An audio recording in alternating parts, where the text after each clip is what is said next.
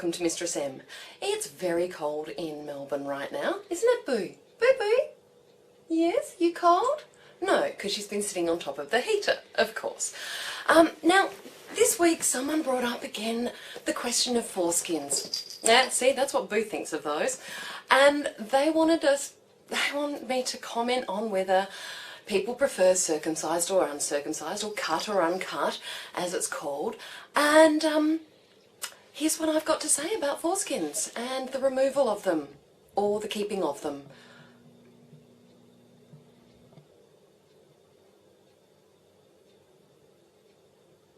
Yeah, that's about it. Okay.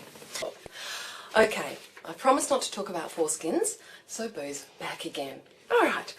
Now, during the week, the question came up also of girls using the term wank when they're talking about masturbating. A couple of boys went, ooh.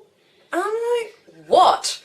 What is your problem with girls using the word wank? Is that a problem? It's not saying we've got a dick, it's just saying we had a little masturbation and we didn't want to use little prissy words about it. We just want to say, yeah, I had a wank. Anyway, there's a lot of words for it, but any of you out there who really think that that's a bad word for girls to use, get over it. Okay, that's all I've got to say on that one. The big question this week, I had a couple of issues about this one. Here's the letter. Dear Mistress M, I am 17 and my boyfriend broke up with me almost 2 weeks ago. I know this sounds really silly and childish because I'm so young, but I could really see myself getting married to him. I think he might be the love of my life. We had an open relationship and we were both virgins. We had sex and then promised to have our second time with each other as well. I broke that promise. I know by now I have to sound like a stupid little teenage girl. No comment. When he broke up with me, he said he had problems with the open relationship and he was worried about distance. He lives in America but came to Germany for a year and lives about 2 hours from my hometown. He's going back in 2 months. Okay, and it goes on. I wanted and needed that relationship to be open because I'm a free spirit, I guess. Anyway, what I wanted to ask you is if you think there are any guys or girls out there who are confident enough to handle an open relationship. Lately, I've been worried about being too strong of a person for guys to handle. Hope you can help me and won't bombard me with cliches. Well, hang on, that's a bit unfair. You threw a few my way. Look, sweetheart, I don't know how to respond without a few cliches. Cliches are cliches because, you know, they're kind of the truth and people say them a lot. You are young, you are discovering your sexuality, you're discovering yourself. So this is just, oh God, here it goes, cliche, this is all just part of the journey, alright? So look, I wouldn't be worrying too much at this stage. I know it feels bad that he's broken up with you, but he's not the right guy, or, you know, he wouldn't have broken up with you. Cliches again, shit, I'm sorry, they're just gonna keep coming out in response to this one.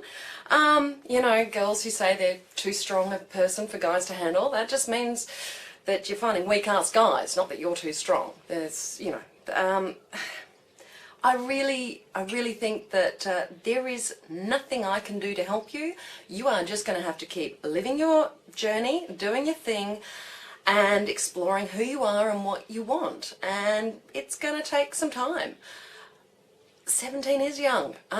I'm a little bit older than that and I'm still having an awesome time going on the journey and the adventure of working out who I am and what I want and what sort of relationships work for me. So yeah, can't help you. Cliches only from me on that one. But it did bring up the point of this book here, which I read ages ago. And I've been trying to think about how to review it for you guys for a long time, because this book, Sex at Dawn, is a whole treatise on how humans are not meant to be monogamous. And puts forward a lot of really good theories and lots of evidence based on stuff from old things about how we're not meant to be monogamous. And it talks about monkeys and bonobos and all sorts of things like that. And look, they pretty much made me agree that, you know, in the past we weren't necessarily monogamous in our tribal days when we were running around as hunter-gatherers. What they didn't do, what they totally failed to do in any way whatsoever, was explain to me how the hell you're meant to live in a polyamorous way in a society that, let's face it, on the whole, deals with monogamous relationships. And on the whole, we as human beings, when we love people, get jealous when they go and do stuff with other people. It didn't give me any help. Not at all. So I just didn't want to review it because I was kind of left going, well, what? What's the answer? Are we meant to try and all be polyamorous these days? Or do we just suck it up? And the weirdest thing happened was the only person that's given me an answer that helped me with this book was Will Anderson, who on stage a little while back said that monogamy may not be natural to us, but it's a gift we give to someone we love. If it was easy, it wouldn't be a gift, which I quite liked. So for all you polyamorous people out there, please tell me how the fuck you deal with jealousy.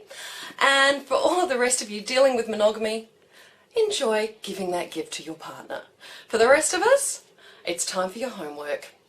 Go and touch yourself, love yourself, and be good to each other. Thank you.